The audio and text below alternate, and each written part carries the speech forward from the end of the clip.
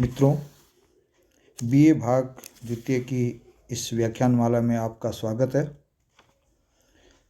हम हरी घास पर घंटे भर एकांकी के बारे में जानकारी ले रहे थे और पूर्व में हमने एकांकीकार और एकांकी के उद्देश्य तथा उसके बाद एकांकी का सारांश हमने देख लिया था।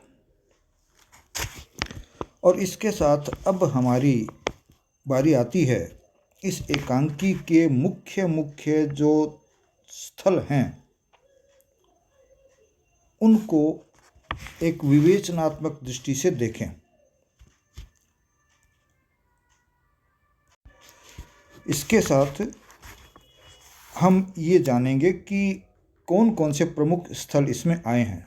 जैसे कि हमने पूर्व में देखा कि इस एकांकी में 3 आयु वर्ग के जोड़ों का जो बातचीत का सिलसिला है उसको यहाँ एकांकीकार ने हमारे सामने प्रस्तुत किया है और उसके माध्यम से ये बताने की कोशिश की है कि हर उम्र के दौर में आपस में स्त्री और पुरुष के संबंध कैसे होते हैं और किस तरह से जीवन के प्रति उनका नज़रिया होता है। तो उसी को देखते हुए हम आगे बढ़ेंगे कि हम कहाँ तक इस बात को समझ पाए हैं और उसके साथ साथ सप्रसंग व्याख्या के अंतर्गत हम इसको लेते हुए ही आगे बढ़ेंगे। हालांकि युवक और युवती के बीच में जो बातचीत होती है उसमें कोई बहुत गंभीर बातें हमारे सामने नहीं आती और कुल मिला के देखा जाए तो ऐसा कोई इसमें पद नहीं है या ऐसा कोई आपसी बातचीत का एक खंड नहीं है जिसको हम ये कह सकें कि कोई बहुत महत्वपूर्ण है। लेकिन फिर भी जहाँ कहीं भी हमको उपलब्ध होता है ये महत्वपूर्ण हिस्सा, उसकी हम चर्चा करेंगे। तो सबसे पहले प्रश्न संख्या 139 पर हम देखते हैं। मैं जहाँ से आपको ये दिखाता हूँ चिन्ह लगा के, उसको आप देखिएगा ये सारा। तो इसमें जो बात कही गई है वो युवक और युवती की बात है। युवक जब युवती से पूछ रहा होता है कि उसने दिन भर क्या किया जब वो ऑफिस से आता है, तो युवती उससे चुगलबाजी करते हुए उस बात का जवाब देती है। तो उस जवाब में वो क्या कहती है कि बिस्तर पे आराम किया, फिर नीचे वाली मिसेज खन्ना आ गई कहने की अगर कोई ज़रूरत हो तो बतलाइएगा, बेकार तकल्लुफ़ मत कीजिएगा। हमने कहा कि बेशक आपसे नहीं कहेंगे तो किससे कहेंगे भला, यहाँ और कौन है ऐसा जिसके पास जा कर के हम अर्थात हम अपनी समस्या को कहेंगे। तो युवती अपनी बातचीत को बताते हुए जब आगे बढ़ती है तो युवक तुरंत पूछ लेता है कि और कोई जगह नहीं। तब कहा कि नहीं और कहीं नहीं गई, पड़ोसन जो है वो हमारी यहाँ आ गई जिसका नाम की मिसेज खन्ना है, और वो पड़ोसी होने के नाते कहा था कि यदि आपके कोई काम हो तो वो बता दीजिएगा। तो अब यहाँ देखिए कि एक सामान्य चुगलबाजी हो रही है, लेकिन उस चुगलबाजी के अंदर ही एक बहुत गंभीर बात छुपी हुई है कि पड़ोसी के काम आता है। ये बात यहाँ बड़ी स्पष्ट रूप से कह दी गई है। और दूसरा, पड़ोसी होने के नाते एक दूसरे पड़ोसी का क्या कर्तव्य है, वो कर्तव्य सामने वाला पड़ोसी जो है या पड़ोसन जो है वो निर्वहन कर रही है क्योंकि उसके पास आई है। तो ये एक बहुत महत्वपूर्ण बात है और इस पद में ये बात ही हमारे सामने निकल करके आती है और इनके आपस की जो चर्चा है वो उस युवती के माध्यम से युवक के सामने रखी जाती है। यहाँ जहाँ तक भाषा का सवाल है, बिल्कुल सरल भाषा है और एक औपचारिकता भी इस भाषा में है जहाँ उर्दू शब्दों का आवश्यकता अनुसार प्रयोग किया गया है। इसके बाद जो महत्वपूर्ण स्थल आता है वो आता है प्रश्न संख्या 140 पर। प्रश्न संख्या 140 पर चलिए हम प्रश्न संख्या 140 पर चलते हैं।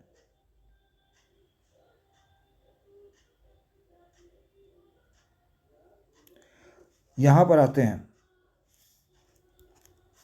और यहाँ से लेके और हम यहाँ तक पहुँचते हैं।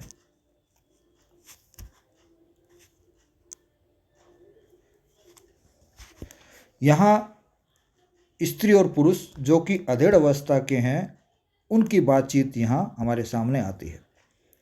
जब स्त्री और पुरुष की बातचीत चल रही होती है तो पुरुष जब कहता है कि मैं कुछ दिनों से एक बात सोच रहा हूँ, तो स्त्री पूछती है कि क्या सोच रहे हो।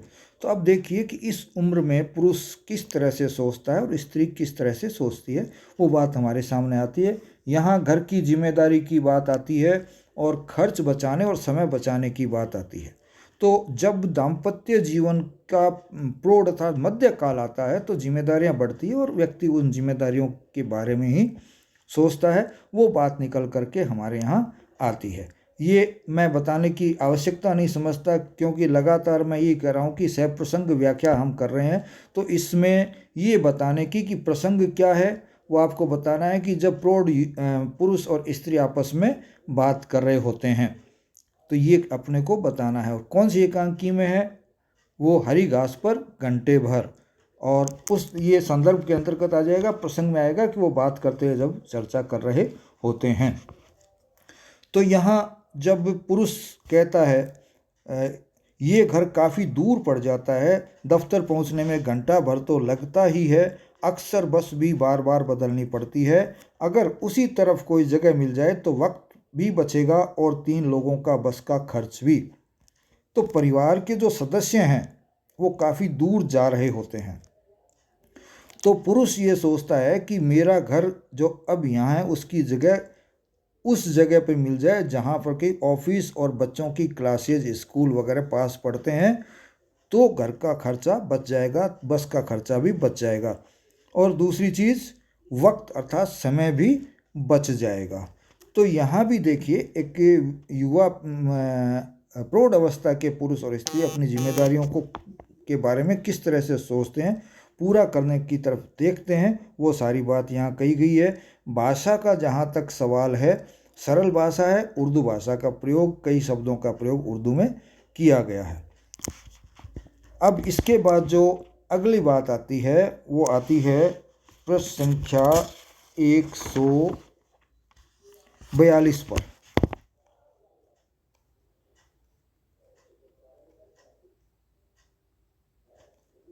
प्रश्न संख्या 142।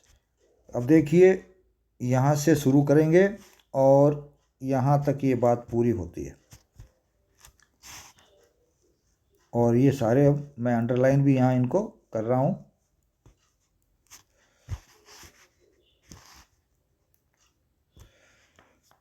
यहाँ जहाँ तक प्रसंग का तात्पर्य है, युवती और युवक आपस में बात कर रहे होते हैं, और युवती जिस तरह से युवक ने जब युवती से पूछा था कि तुम मेरे पीछे से घर में क्या कर रही थी, तो युवती भी उसी तरह से चुहलबाजी करते हुए जब युवक से पूछती है कि तुम क्या करते हो, तो युवक जब बातें बता रहा होता है तो उसी दौरान में कुछ पहले बता चुका होता है। युवती उसके बाद टाटा वगैरह करने के बाद जो है पूछती है कि फिर आपने क्या किया, अच्छा फिर, युवती ये कहती है। तो युवक उसके जवाब में कहता है कि मैं ऑफिस पहुंचा और 2-3 साथियों को हेलो हाय किया, फिर अपनी मेज़ पर आकर बैठ गया, और ऑफिस की जो गतिविधियां होती है वो सारी उसने वहाँ उसके सामने रख दी। और फिर एक कॉन्ट्रैक्ट जो कंपनी का था वो सब स्टैंडर्ड माल उसका आ गया था, तो उसके लिए रिडक्शन और इश्तिहार वगैरह देना था कि वो अखबार के लिए मैंने दे दिया। और फिर सिगरेट जलाई, लेकिन जलाने को हुआ तो मेरे को ध्यान आया, वो क्या ध्यान आया कि मेरे को शायद किसी का रोका हुआ है। ये बात आगे की है लेकिन इस पद में आपके सामने नहीं आ पाती है। तो यहाँ भी उनकी चुहलबाजी चल रही होती है, और ये ऑफिस में जो काम है उस काम के बारे में भी इसमें बताया गया है। कुछ तो युवक ने बना करके बात कही है, और कुछ उसने ऑफिस की जो एक व्यवस्थागत कार्य प्रणाली होती है उसके बारे में यहाँ हमारे सामने बात को रखा है। और ख़ास बात जो रखी है वो है सिगरेट की। आप जानते हैं सिगरेट एक बुराई है, लेकिन जब ये लिखी गई थी तो बुराई तो ये तब भी थी, लेकिन उस समय ऑफिसों में सिगरेट पीने की मनाही नहीं हुआ करती थी, या सार्वजनिक स्थानों पर सिगरेट पी जा सकती थी। लेकिन अब तो कानूनन ये जुर्म की श्रेणी में आता है। तो ये पुराने समय की, इसलिए ये बात आपके सामने आ गई। वर्तमान में ये बात भी आपको नहीं मिलेगी कि ऑफिसों में कोई सिगरेट जलाए और पिए।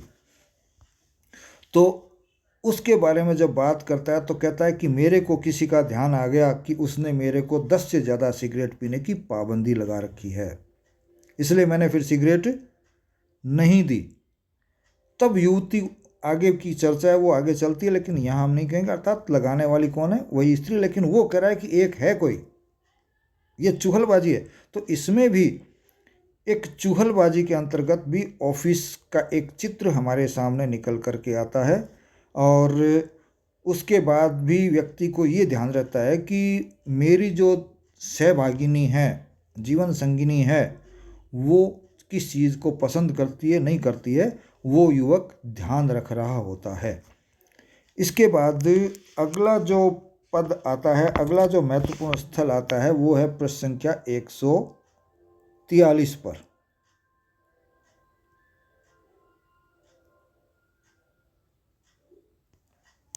और यहाँ भी आप देखिएगा कहाँ से शुरू करते हैं। यहाँ से शुरू होती है और यहाँ तक चलती है, या साथ में आप यहाँ तक भी आ सकते हैं।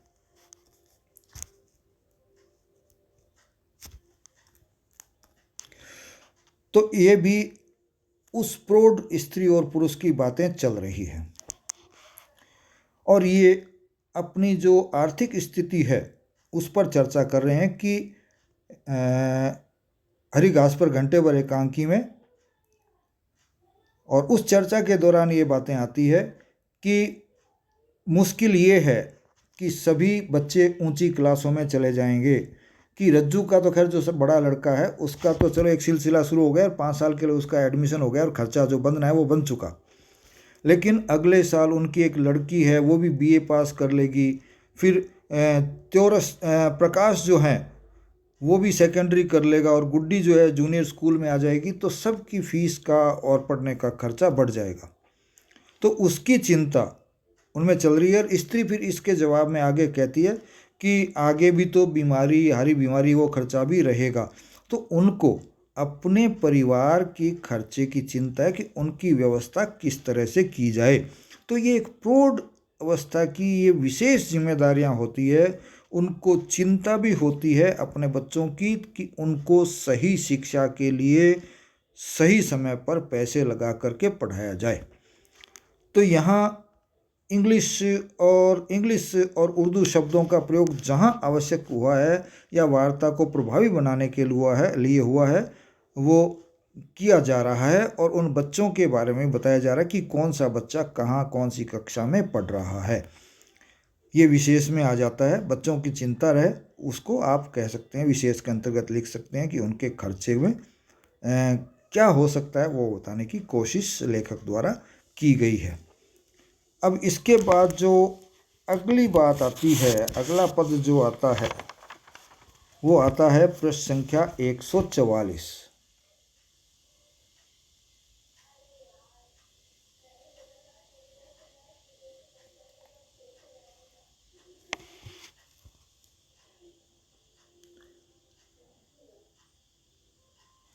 उसमें हम देखिए यहाँ से चल करके और यहाँ तक चलते हैं। यहाँ पहली बार हरी घास पर घंटे भर एकांकी में वृद्ध पुरुष और वृद्ध महिला जो आपस में दंपति भी हैं उनकी बातचीत, जहाँ कुछ महत्वपूर्ण बात आई है हम यहाँ उसको लेते हैं, या लेखक ने उसको यहाँ पर लिया है। जब वृद्धा अपने पोते पोतियों की बात करती हुई कहती है और वृद्ध के साथ उनका संपर्क जब कुछ दूरियां बन जाती है या उनसे बातचीत नहीं करते हैं, पोते पोती जब दादा के बारे में कहते हैं तो वृद्धा अपने पति से जो कि दादा है उसकी बात करती है। तो वृद्ध जो है उसका जवाब देता है वो भी कुछ चिढ़कर। अब चिढ़न क्यों होती है? हम जानते हैं कि पुरानी पीढ़ी और नई पीढ़ी के विचारों में काफ़ी अंतर होता है, और उनके रहन सहन में और वृद्धों के रहन सहन में या उनकी सोच में कैसा रहन सहन होना चाहिए और युवाओं के सोच में कि उनका रहन सहन कैसा रहना चाहिए उसमें अंतर आता है। और वो उसी की खीज है, उसी की चिढ़न है। तो वृद्ध कहता है कि क्या बात करूं, बित्ते भर की वो मिनी स्कर्ट पहनने वाली डाली को मुबारकबाद दूं, या कि पिंटू की हौसला अफजाई करूं कि शाबाश, तात्या टोपे जैसी कानों तक की कलम रखकर आप बढ़े। तो यहाँ एक व्यंग्य की भाषा वृद्ध द्वारा की जा रही है, व्यंग्यात्मक प्रयोग है भाषा का, कि वृद्ध को जो चीज़ अपने पोते पोतियों में गलत लगती है और वो कहती है कि तुम बात करो, तो वृद्ध कहता है क्या बात करूं, क्या मैं उनको बधाई दूं, मुबारकबाद दूं, या उनकी हौसला अफजाई करूं कि हाँ भाई तुम ये काम बढ़िया कर रहे हो, जबकि वो काम गलत है, सही नहीं है। अब वो सही है गलत है वो तो एक अलग मुद्दा है, युवा पीढ़ी उसको सही मानती है और वृद्ध पीढ़ी जो है वो उसको गलत मानती है।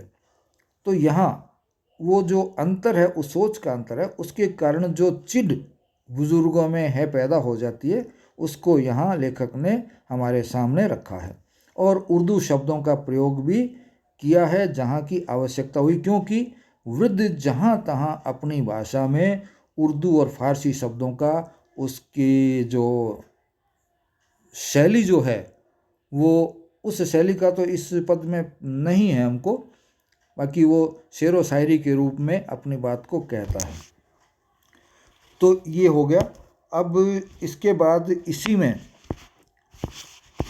आगे हम चलते हैं, वो है हाँ बिल्कुल, और यहाँ तक जो है बात।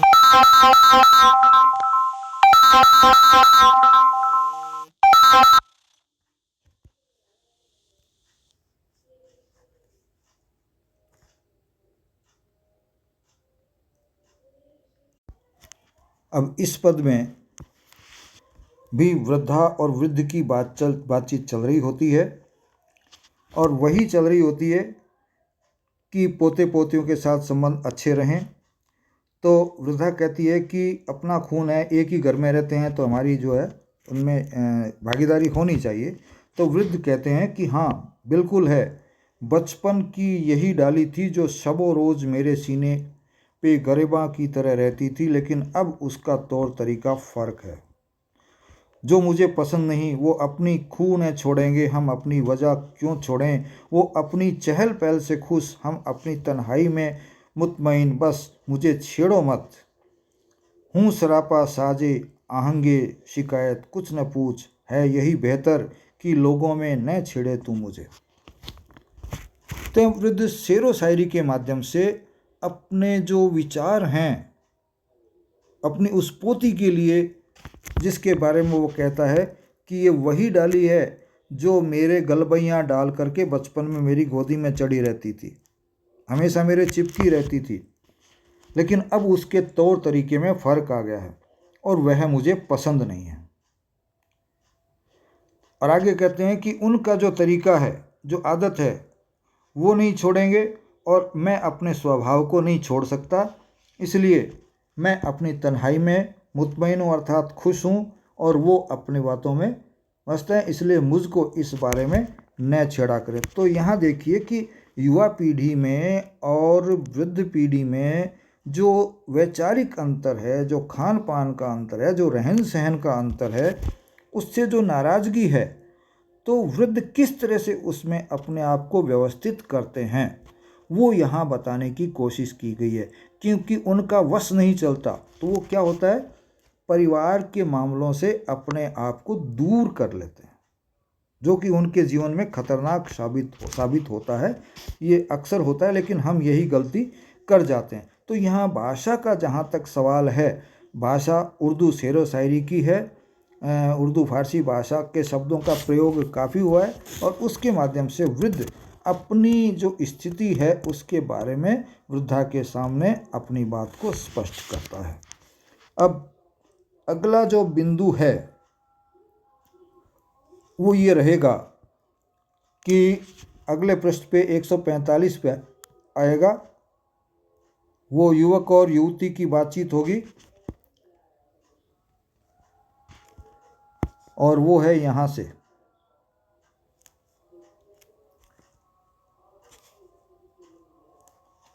तो युवक और युवती की इस हरी घास पर घंटे भर की जो एकांकी है उसमें फिर चुहलबाजी करते हुए जो बातचीत होती है, जब वो अपनी बात को रख रहे होते हैं एक दूसरे के सामने, और युवक युवती का हाथ देखने के लिए कहता है और युवक उसको कुछ बातें बताता है और युवती भी उसकी हाँ में आ करती है, हालांकि वो जानती है कि इसको हो सकता है कि पूरी तरह पामिस्ट्री या हस्तरेखा की जानकारी नहीं हो, और युवक उसकी बात से दंग रह जाता है, जबकि युवती कहती है कि ये मेरा दायां हाथ है, क्योंकि पामिस्ट्री में या हस्तरेखा विज्ञान में स्त्रियों का बायां हाथ देखा जाता है और पुरुषों का दायां हाथ देखा जाता है, और युवक युवती का दायां हाथ देख करके उसका भूत या भविष्य बता रहा होता है। तो वो एक व्यंग्य भी इसमें साथ साथ आ जाता है। लेकिन उसके बाद युवक बाएं हाथ को थामते हुए और अपनी जो गलती उसको छुपाते हुए कहता है कि पामिस्ट्री में दोनों हाथ पकड़े जाते हैं, और ख़ास तौर से तब जब युवती हो और युवती भी खूबसूरत हो। तो ये चुहलबाजियाँ अक्सर युवावस्थाओं में चलती रहती है, और उस रेखा को देखते कहता है कि तुम्हारी एक सहेली है, सहेली की रेखा होती है, जब हालांकि कोई सहेली की रेखा नहीं ज्ञात है और वह पक्की सहेली है, उसका नाम वी से होना चाहिए, ये होना चाहिए, और ये संतान की लकीर है। संतान की लकीर की बात करते ही एक युवा युवती जो होती है, युवतियों में एक ये भाव होता है कि उनमें शर्म आती है और वो उसमें दूर रहने की कोशिश करती है, तो युवती भी वैसा कर लेती है। तो यहाँ आकर के युवक और युवती की ये बात जो है वो हमारे सामने आ जाती है, और तत्पश्चात शायद इसमें अंतिम महत्वपूर्ण जो बात है वो आ जाती है, और वो है 146 पृष्ठ पे, और वो है यहाँ पर, यहाँ से लेके और यहाँ तक। इसमें स्त्री और पुरुष अर्थात प्रौढ़ दंपति जो है उनकी बातचीत यहाँ हो रही है, और उसी में अक्सर पिता जो होता है उसके सामने बच्चे नहीं खुल पाते, बच्चे भी उससे दूर हो जाते हैं और पिता भी बच्चों से दूर हो जाते हैं, क्योंकि बातचीत नहीं होती तो कुछ गलतफहमियां पैदा हो सकती है। तो जो उस पुरुष की पत्नी है अर्थात प्रौढ़ावस्था में जो बच्चों की माँ है, वो अपने बच्चों की बात बता रही है, और वो स्त्री कह रही है कि रज्जू मन ही मन बहुत इज्जत करता है तुम्हारी। उस ये कहते ही पुरुष उत्सुक हो जाता है, क्योंकि पिता को हमेशा अपने बच्चों के द्वारा आदर सम्मान प्राप्त की अपेक्षा रहती है। अभी एक दिन कह रहा था, बाबू मुझे जैसे पढ़ा रहे हैं, मैं जानता हूँ भगवान ने मुझे किसी लायक बनाया तो उम्र भर उनकी सेवा करूँगा। तो यहाँ माँ बाप अपने बच्चों के लिए जो करते हैं उसके प्रति जो युवक युवतियाँ होते हैं उनके मन में, और जो किशोर अवस्था के बच्चे होते हैं उनके मन में अपने माँ बाप के प्रति एक सम्मान भाव होता है। एक संस्कृति हमारे समाज में है जो पूरी व्यवस्था से चलती है, लेकिन कह नहीं पाते, वो एक अलग चीज़ है। और उसी बात को यहाँ का है कि हमारे बच्चे इतने संस्कृत हैं, ये इतने सुसंस्कृत हैं कि वो अपने पिता की बहुत इज्जत करते हैं और आगे जा कर के अपने पिता को सहयोग करने की भावना को रखते हैं। तो यहाँ जो प्रौढ़ माँ बाप हैं उनके बच्चे उनके बारे में क्या सोचते हैं, किस तरह से सोचते हैं, उस बात को यहाँ स्पष्ट करने की कोशिश की गई है। भाषा बिल्कुल सरल है और भावना के अनुकूल है।